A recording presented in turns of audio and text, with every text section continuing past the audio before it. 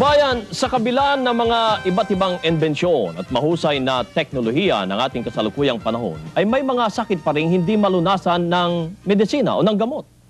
Kaya naman may mga kababayan tayo na bumabaling na sa alternative medicine, na karaniwan naman ay mga produktong herbal. At dalawa dito ang kilalang natural food supplement. Ang isa po ay isang ampalaya na nasa kapsula na sinasabing mahusay para sa diabetes. At ang isa naman ay nasa kapsula din, pero ang laman po nito ay 7 uri ng gulay. Ang mga gamot na ito ngayon ay 2 ulit nang napili ng Center for International Trade Expositions and Missions o CITEM para exhibit sa Natural Products Exposition sa Anaheim, California, sa USA. At naroon ang ating kasamang si Catherine De Castro. Ayon kay Ginang Grace Gupana, inventor ng Charagen Ampalaya Capsule at Abs Bitter Herbs, natuklasan niya ang formula ng mga naturang produkto nang magpunta siya sa Estados Unidos noong 1998. We call it the Active Bitter Supplement. 7 vegetable and herbs together in 1 capsule. Meron po tayong ampalaya, saluyot, malunggay, luyang dilaw, which is the turmeric, and we also have Anthrographis paniculata. Meron din po siyang peppermint. Ang tawag nga ho nila dito gulay in capsule or pinakbet in capsule sa mga Ilocano. Ang pinatuyong dahon ng ampalaya naman ay sinasabing mabisa para sa mga may diabetes at naging Charagen Ampalaya Capsule. It reduces blood sugar, lalong-lalo na ho sa mga diabetic.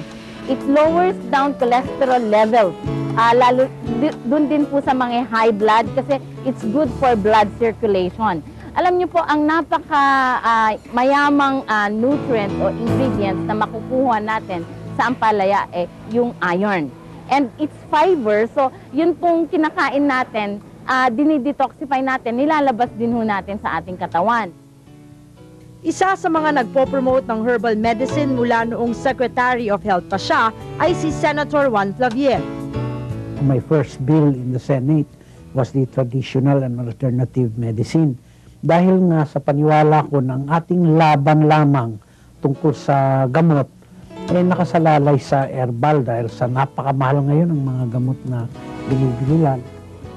At isa din si Senator Flavier, 10 ng kanyang pamilya ang umiinom ng Charagen Ampalaya Capsule.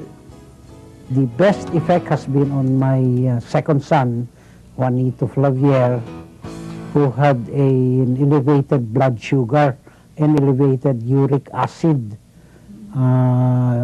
by laboratory examination. Talagang tinesting siya.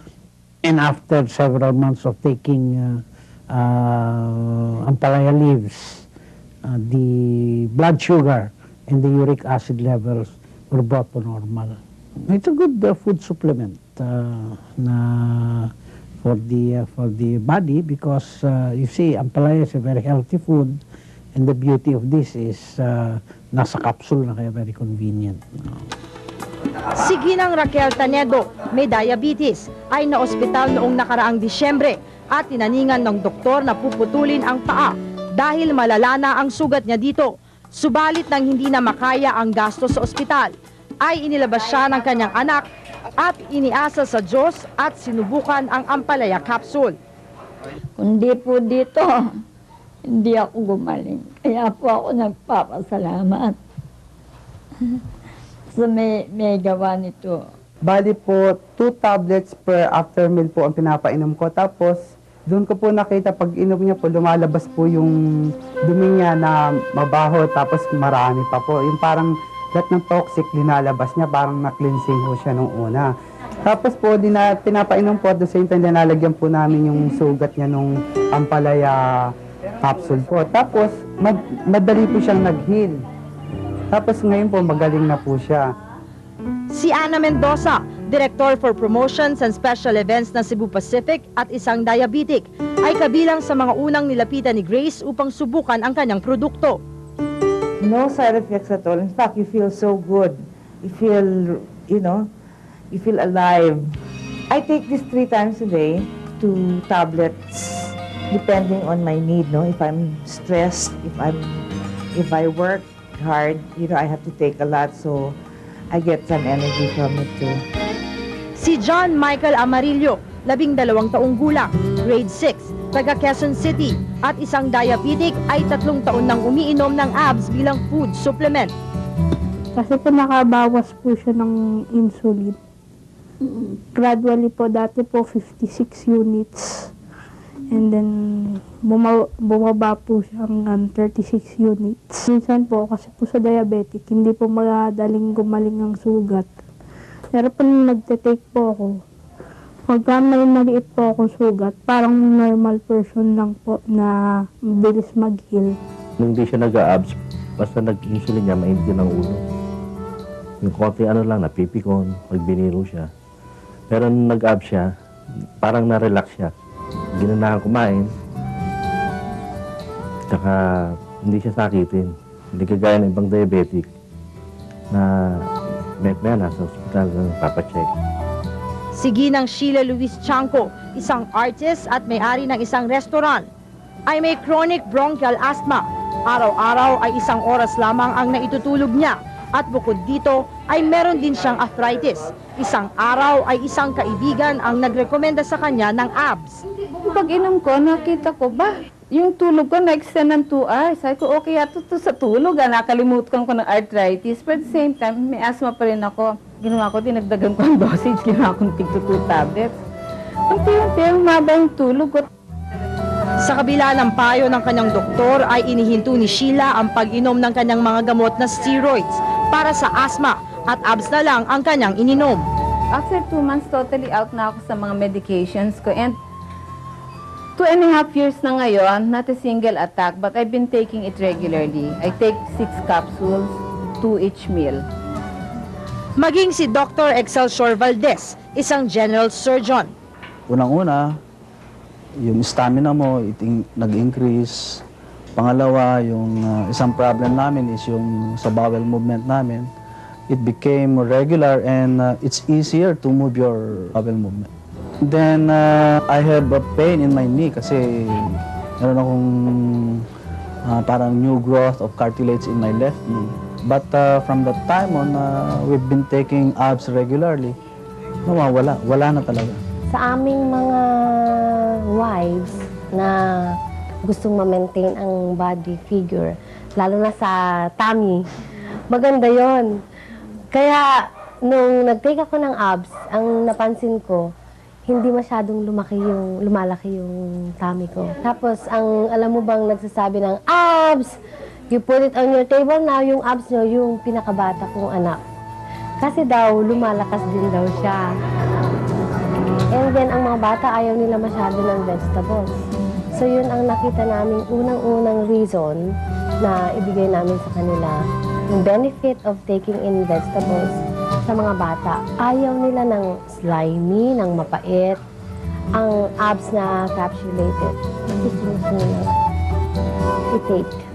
Napatunayan din ni na Pastor Gamaliel Alba ang bisa ng ABS kung kaya't sinubukan nila ito bilang food supplement sa Silungan, isang rehabilitation center para sa mga nalululong sa droga.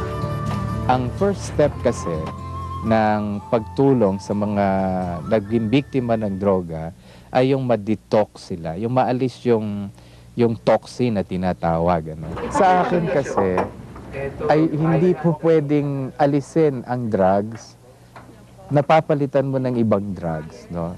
Para i-heal yung pagalingin yung tao, like ng shabu. Ngayon, para i-normalize yan, pababain mo ang tama, kakargahan mo ng downers. Parang ang nangyayari, nagsasubstitute lang. So, inisip ko na kung ito'y nakakatulong sa amin, why not try dun sa mga nando doon na tinutulungan namin. Sinubukan ko and I found it very effective. Sina Nena Levita ng San Andres at Judy Vocal ng Paco ay pawang tumitistigo naman na nawala ang kanilang mga cysts at iba pang karamdaman dahil sa ABS. Nawala yung arthritis sa kamay ko. Kasi every morning pag nagigising ako, minsan natutulog pa lang ako, naninigas na yung mga daliri ko. Kaya ginawa ko, nung nagtitake ako noon, doon napansin ko rin na hindi lang pala doon sa cyst na gumagaling. kundi pati yung mga arthritis, gumaling sa akin. Nadiskubre naman ni Leonida Apostol ng Marikina na meron siyang cyst sa ovary noong 1990 kung kaya't lumalaki ang kanyang tiyan. Nang magpatingin sa mga doktor, sinabihan siyang kailangan siyang magpa-opera kaagad. Subalit nagdalawang isip siya at ang sinubukan ay abs. Nung nakaubos ako ng 1 box capsule, na-detect ko na lumiit. Kasi yung tiyan ko ho. Dati ho kasi, nung hindi pa ako nag-abs, nung hindi pa ako uminom ng abso, minisure ko yung tiyan ko. Naging 36 inches ho siya dito sa Tapos, after taking abs capsule, lumito siya ng 6, nagiging 30. Ang Charagen ang kauna-unahan ding ampalaya capsule na inaprubahan ng Bureau of Food and Drugs o BFAD. Ito rin ang kauna-unahang produkto sa kategorya nito na na-exhibit sa World Natural Products Expo West na ginanap sa Anaheim, California noong taong 2001. Noong ika-7 hanggang ika-10 ng Marso ng kasalukuyang taon ay ginanap ang Natural Products Expo West 2002 sa Anaheim Convention Center dito sa California. Ito ang pinakamalaking pagtatanghal o pagpapakita ng mga natural products sa buong mundo. At sa ikalawang pagkakataon, muling napili ng Center for International Trade, Exposition and Mission ang Abs Bitter Herbs at Charagen Ampalaya Capsules upang i-exhibit dito. Si Mr. Sonny De Lasin, isang Pilipinong US citizen at ama ng World Golf Champion na si Dorothy, ay 2 taon na ring umiinom ng abs. Alam mo naman dito sa lugar namin, birang kumakain ng gulay dito, no? Ngayon, nung subukan ko to, dahil may akong sakit sa katawan yung mga buto ko, meron akong gout. Malakas ako. Dati nga, hindi ako makalakad sa golf course Sumasakit yung mga paa ko. Gamit ko sa misis ko, pinagamit ko kay Dorothy. Ayan, ay anak ko nga, mahilig kumain na, puro karne, hamburger, steak. Hindi ko makain ng gulay yan marami rin sumasakit sa katawan nun. Natatakot ako, baka hindi makapaglaro ng golf yan, tapos sumakit ang katawan. Hindi kami kumita. Marami dito mga kung ano-ano mga vitamins, supplement, pero ito iba-iba to, iba talaga to. At saka produkto sa atin, talagang gawa sa atin at talagang maasahan. Talagang pure na aprubahan na at saka marami ng pasyente yata dito na talagang natutulungan sa abs na to. Si Engineer Joel Castañeda, isang Pilipinong US citizen din, ay duda sa epekto ng abs noong una. Filipino product, so wala second class product. So hindi effective. Pero trinay ko pa rin, it's really effective. Bukod sa extra energy na dulot ng capsules, ayon kay Engineer Castañeda, yung urge mo sa sex is nag-i-increase. Kaya ito lumabas. Another baby. Si Maru Javier, teacher sa Faith Christian Academy sa Los Angeles, California, ay natakot dahil lahi sila ng mga diabetic. This is just a precautionary. Parang para hindi matuloy sa akin. Pero sa ibang family ko, mga kapatid ko, babae at lalaki, mga elder brothers and sisters, mayroon na sila. Si Lola Consuelo Mamangon, 78 taong gulang ng San Diego, California, ay inuugnay ang malakas pang pangangatawan at pagiging masayahin sa iniinom na abs. Noon, talagang masakit ang katawan ko, mga binte, mga balakang. Ting maglalakad ako, sabi ko, hindi ko tamis, pati paa. Kahit nagpapadoktor ako, yun din ang iniinom ko. Wala na ako naramdaman hanggang ngayon. Kaya malakas lumakad, nakakapagtrabaho sa bahay, naglalaba, nagsasampay. Si Architect Adolfo Racho, 31 taon na sa Amerika, ay may arthritis at high blood pressure. I have pain and I could hardly walk, I could hardly drive.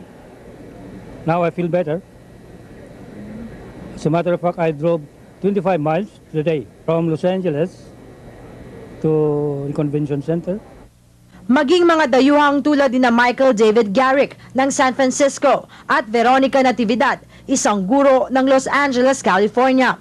I've been maintaining my weight no matter how I eat. I just feel kind of refreshed without that shaky feeling. It's not like when you take certain kinds of herbs, maybe it'll have like gives you a shaky feeling, like a caffeine feeling. I don't get that. It's easier for me to get up in the morning. All day I kind of maintain a certain energy. For energy.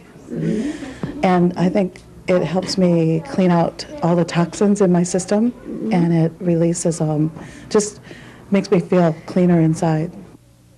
Ayon kay Dr. Nia Reyes, consultant sa Alternative Medicine Center sa New York, sa ngayon ang tao ay hindi na umaasa lamang sa conventional medicine. Bumabaling na rin sila sa mga kakaibang pamamaraan ng panggagamot tulad ng herbal, acupuncture, masahe at iba pa. Si Dr. Reyes ay umiinom din ng abs. Sa kadahilanan na dumadami ang nagkakaroon ng mga side effects sa mga iba't ibang gamot na iniinom dahil yan ang mga chemical. So nakikita mo meron diyang organic. Hindi naman natin sinasabi dapat pagbanggain natin yan. Ang sinasabi lang natin, ang tao na may sakit may karapatan na mamili kung saan siya magpapagamot at kung anong gamot. Si Dr. Catherine Krings ng Family and Integrative Medicine ng PGH ay naniniwala din sa bisa ng herbal bilang alternative medicine. Ang masabi ko lang, hindi ako sarado. Hindi ako sarado sa mga yung iniinom nilang Charagen and ABS and others. Open ako kasi nagsubok na sila ng gamot, ng usual alam namin mga anti-diabetic medications, nahihirapan, hindi makontrol-control yung kanilang sugar. Ngayon, uminom sila ng ABS and ng Charagen. No? As a supplement? As a supplement, oo. For some, they still need to take it together. Kailangan pa rin pagsabayin ang kanilang diabetic medication at saka ito. Ngunit ano ba ang meron sa ampalaya at iba pang gulay para sabihing nakagagamot ito ng maraming karamdaman? Yung ampalaya kasi they found out na may plant polypeptide, which is parang plant insulin yun, which is better in human being. So yun, it really helps the individual with diabetes. Now, isang component din, yung sa mga arthritis, yung arthritis naman, may component doon yung ABS, which is yung luyang dilaw, anti-inflammatory talaga ito. So, we know, the pathophysiology ng arthritis, nagkakaroon ng inflammation dyan. So, basically, may anti-inflammatory effect kasi yung luyang dilaw. Aside from that, meron ding peppermint kasi yung ABS . So, nakikita nyo yung mga liniment, kagaya ng Bengay, may peppermint talaga yon. Mahigit 2,000 manufacturers mula sa iba't ibang bansa ang lumahok sa nasabing eksposisyon. Hindi naman dito nagtatapos ang pag-exhibit ng ABS Bitter Herbs at Charagen Ampalaya Capsules. Sa katunayan, sa darating na Oktubre, naimbitahan muli ang ABS Bitter Herbs at Charagen Ampalaya Capsules sa isa pang Natural Products Expo sa Germany. Mula rito sa Anaheim, California, ako si Catherine De Castro para sa Magandang Gabi, Bayan. At bukod nga sa bitter herbs na yon na nasa kapsula at yung Ampalaya capsule, ay 10 bagong produkto pa na galing din sa mga katutubong gulay natin at punong kahoy ang ipinakilala at in-exhibit sa ginanap na Natural Products Expo sa Anaheim, California.